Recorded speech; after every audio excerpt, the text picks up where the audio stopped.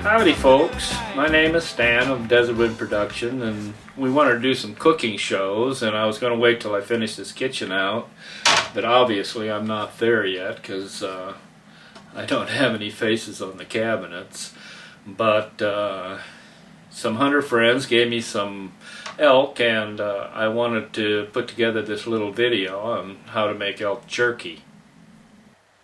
We're starting with elk round steak today, so the meat has already been cut at a little different angle than I like. Normally when I do beef jerky, I buy a little larger pieces of roast and cut the other way on the grain.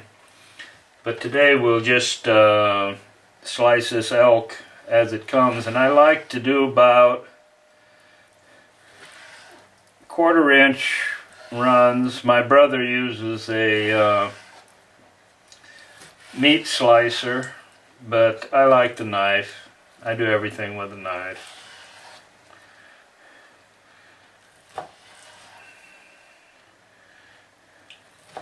Sometimes it's better to work with the meat just a tiny bit frozen, because and this is the strips I want for the jerky.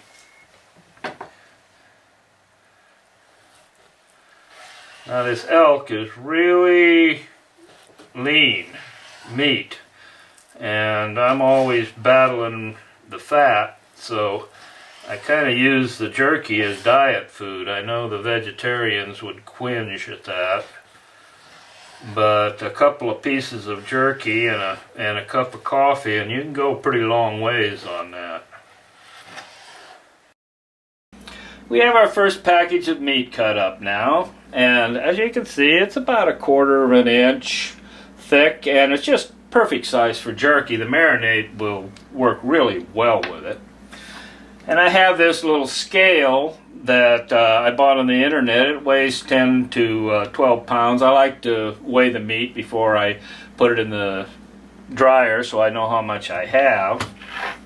And it's also got a tare selection that weighs the pot. So when I put the meat in there, damn those spiders, they think they own the place. But I don't like to kill the baby. I'm sorry folks, you live out in the country and you have all these interruptions. I wanted to weigh this meat so that we put our pot on there, turn the scale on, hit the tare, the scale zeroes out. You put your meat in there,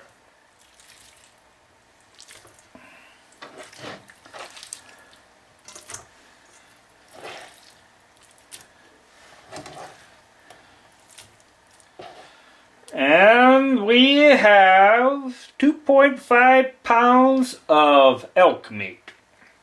Okay, now we bring our other package over and open her up. And these packages are usually double wrapped. Oh, this one's double wrapped, and it's even got a little plastic liner in there where the meat goes together. And you can see that's a pretty dang good hunk of elk. That's a round steak. Looks like it come right off that back haunch. And I'll pick it up and roll this out of the way. Lay her down. Got a little blood on my counter, but that's what counters are for. And then I like to kind of go with the natural things of the meat. And what we'll do, we'll just start there and get my hands out of the way so I can show you what I'm up to. Camera is not set in a real good spot for that. Anyway, I think I'm going to shut this off now. Well, we got this other roast here, which is an elk my son and his friend shot. And I don't know what kind of piece they gave me, so this is kind of like opening a Christmas present. They did a good job of wrapping though. It's a double wrap. Oh, having a hard time getting into it. See what they gave me here.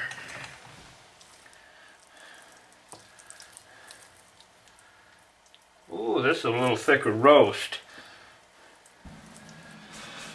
I wanted to show slicing this roast a little bit, but you can see the grain on this is running this way, so when I take my slices, the jerky won't be quite as tough as this that we've cut here, where the grain is running right with the meat. You can see how it moves with the knife a little different than that other, but the grain's running this way, and the marinade will go in here, and this will be sweet jerky. Well, we're back to Roseburg Gray this morning. We got the meat cut up yesterday, but I had to go to the mail and pick up a package and a few other things, so I didn't get this done. But this morning we're going to start on step 2, which is creating the marinade. When we used to do deer down in California, all we did was salt and pepper on them, and when we were kids we were happy as little clams with that. But in my old age, my taste buds demand a little bit more, and I will show you what I use, and you can take off on that and use any variations that you would like. I'm even going to show you my secret recipe that I haven't given my brother, because I try to keep my jerky one step ahead of his. So here we go. Here are the major ingredients that I use for my jerky. The elk, cut in its nice pieces. I had a piece of this last night, that my son gave me, and it was wonderful. It was tender and good. I almost wished I didn't cut it into jerky, but jerky's a good way to do your meat, because you're not eating a whole big roast at one time. You just eat a piece now and then. And this is Swanson beef stock, and normally I don't use this. Normally I use the chicken, and I use these stocks and the teriyaki. That's where I get my salt. I don't salt my jerky at all, because there's plenty of salt in the teriyaki and the chicken or beef stock. And I use peppercorns that I fresh grind. Then a little brown sugar. I use the brown sugar, and concentrated orange juice. And this happens to be Minute Maid country style, but any concentrated orange juice would be fine, and that gives you that little citrus flavor that I really like. And then some garlic. And finally, my secret ingredients is tiger sauce, and it adds a little spice and other things, and it gives your jerky just that little bit of edge. Gives my jerky. You can put whatever you want in your jerky, but I'll just show you how I'm going to do it. And those are the major ingredients: meat, these ingredients, and I like to use these little glass bowls, and I'm going to fill this one up because I think it's going to take a full bowl to do this much meat. Now we start preparing our ingredients. First thing I would like to do is peel and chop up the garlic.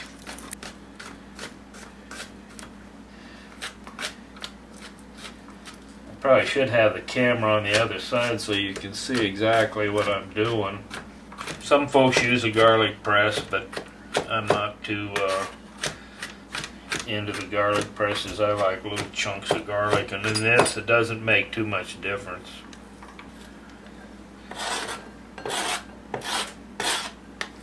Put it there.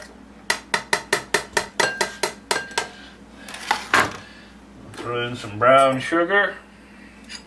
And our garlic off. There, throw that in there. Then the orange juice, I got it pretty well melted. I usually throw about a half of constituted orange juice in there, about a half of a dude. Stir it up.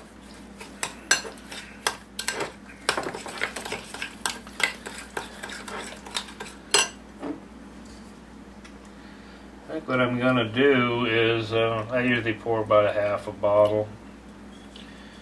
Sometimes it's hard to see. There, you can see it. Half a bottle of tiger juice.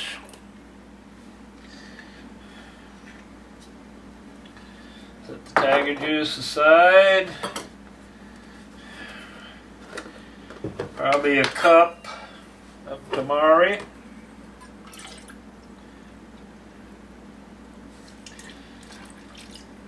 Cup of tamari.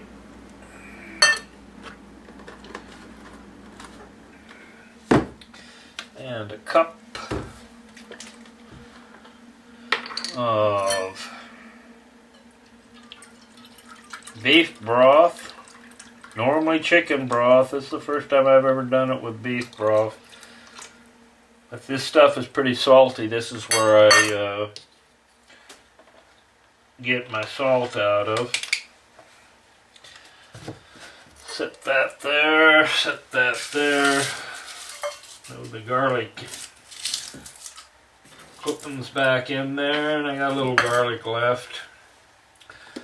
And then got this little dude here. This is a spice grinder. I use it to grind coffee sometimes. It's just a little, very cool little dude. I'll plug it in here. Open it up.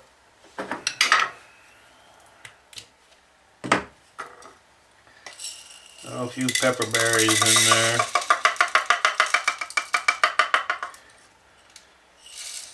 Pepper was really sought after in the Middle Ages because they used it as a preservative. They didn't have refrigeration like we've got today.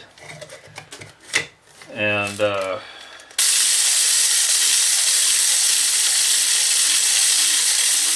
I don't like to grind it. This thing will grind it to dust. But we don't want it ground to dust. And then, yeah, so much pepper. Pretty snacky.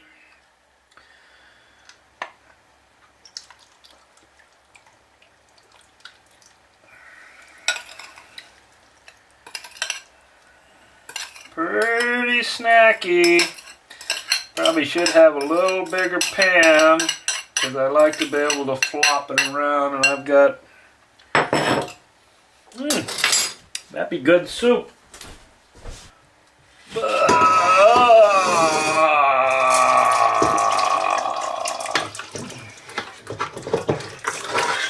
There we go.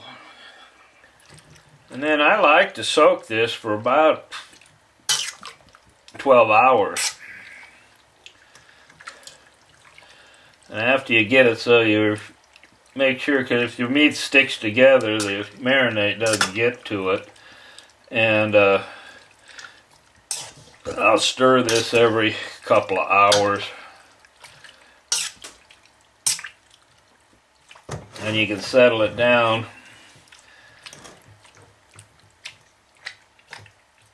So the marinade's in there good. Keep pushing it down till your liquid's up on top. You know it's all covered real well.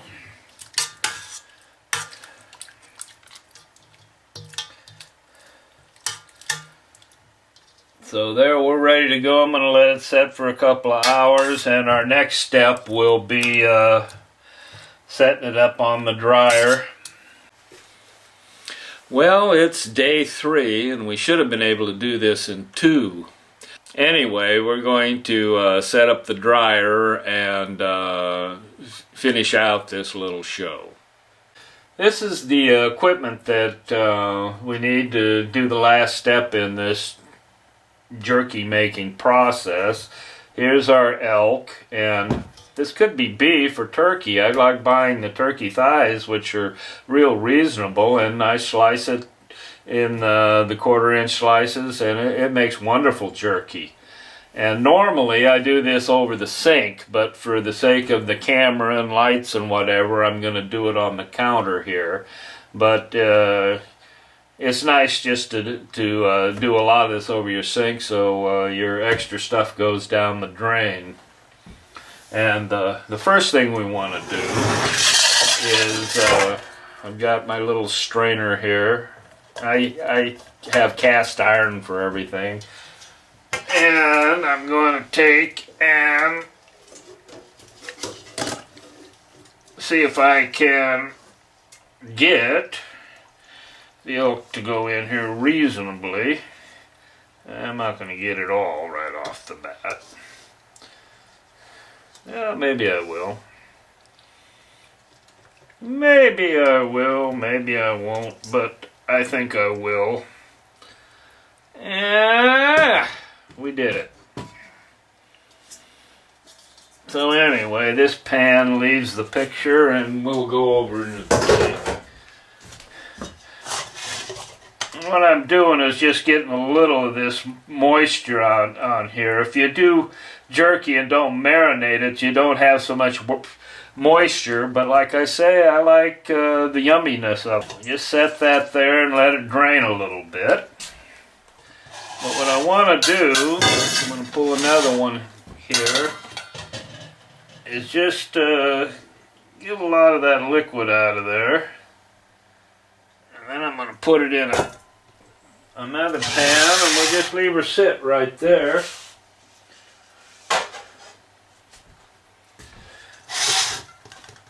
And the next thing I want to show you is this dryer. These are really nice, and you can get as many of these. This is the top. You can get as many of these units as you want. My brother, I think, runs one with 10. Takes a little longer to dry, but you can put a lot of meat or whatever you want in it. This here is your regular drying rack, and like I say, I normally put these over the sink and put my meat in there and let all the drippings drip in there. But what I'm going to do here, I'm going to set my meat over here. I'm right-handed, so I set it there. And then I got this big, this is my sink for this little production. I'm going to set that right there so that as we put the meat in here, which I just start putting it in,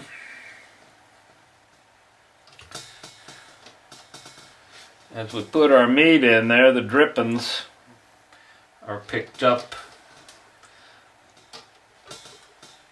in the pan below it, and we got a fairly neat procedure here. And this is what I do. I can't believe how nice that roast was that Jace gave me. It was just really wonderful. It went pretty quick. Okay. Wash my hands a little bit. You can take a look at that. And then